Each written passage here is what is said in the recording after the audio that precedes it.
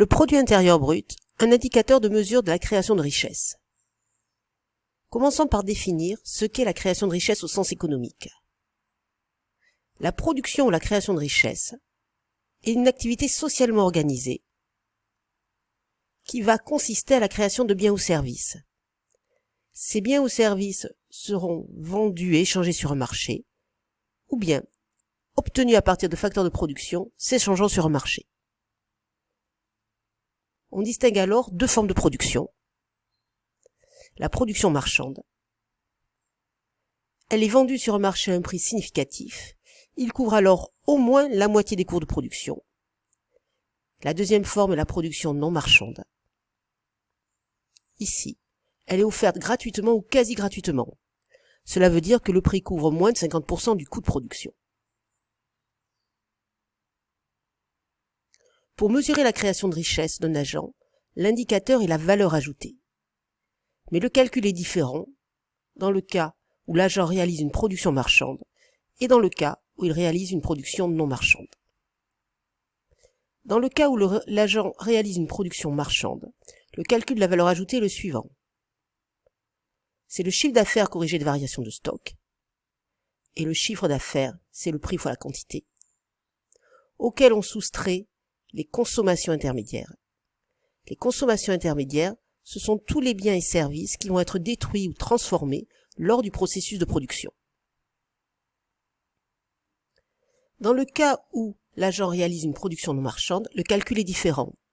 En effet, il n'y a pas de vente et donc pas de chiffre d'affaires. La valeur de la production sera alors la somme des coûts de production et donc, pour l'essentiel, les rémunérations des salariés, y compris les cotisations sociales. Étudions maintenant la mesure de la création de richesse au niveau macroéconomique, c'est-à-dire pour la globalité de l'économie.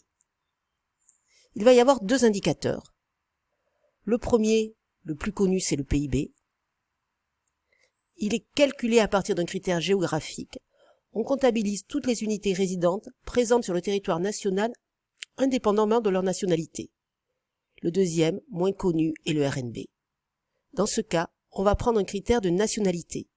On comptabilise la création de richesse des agents sur leur nationalité et indépendamment de leur lieu de production.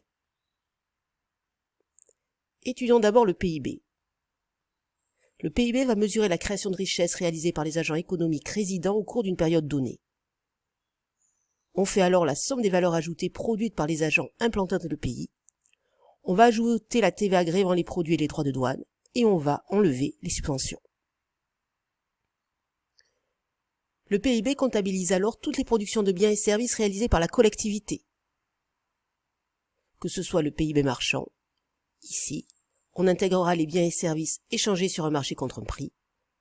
On tient compte aussi du PIB non marchand, c'est-à-dire les biens et services qui sont fournis gratuitement ou dont le prix demandé couvre moins de la moitié du coût de production. Le deuxième indicateur est le revenu national brut. Celui-ci va mesurer le revenu total des agents résidant sur le territoire français. On le calcule en ajoutant au PIB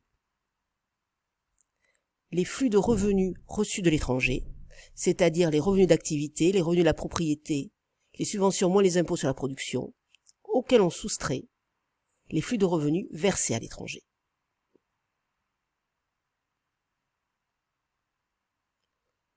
Le PIB et le RNB sont des indicateurs monétaires. Ainsi, ils sont calculés au prix du marché.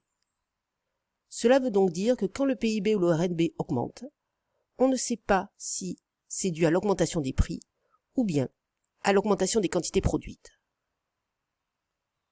Ainsi, il y a donc une grande imprécision.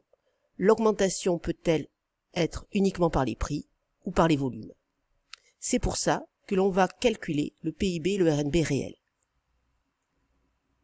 Ainsi, il va falloir distinguer deux effets. Un effet prix, c'est-à-dire l'augmentation des prix, et un effet volume-quantité, l'augmentation des quantités produites. Dans ces conditions, on va avoir deux mesures. La première, c'est le PIB ou le RNB nominaux ou en euros constants ou en valeur. Et la deuxième, c'est le PIB ou le RNB réel en euros constants ou en volume. Ces deux mesures sont différentes. En effet, pour le PIB ou le RNB nominaux en euros courants ou en valeur, on ne sait pas si l'augmentation provient des prix ou des quantités produites.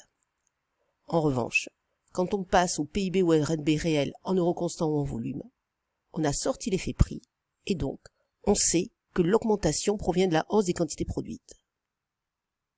Ainsi, la mesure en valeur constante est une meilleure mesure de la création de richesse. Il est aussi intéressant de calculer le PIB et le RNB par habitant. En effet, pour mesurer la création de richesse, il faut tenir compte du nombre d'habitants. Et donc, on va calculer une moyenne. Le PIB par habitant, qui va mesurer la création de richesse moyenne par habitant, et le RNB par habitant, qui lui va mesurer le revenu national moyen par habitant.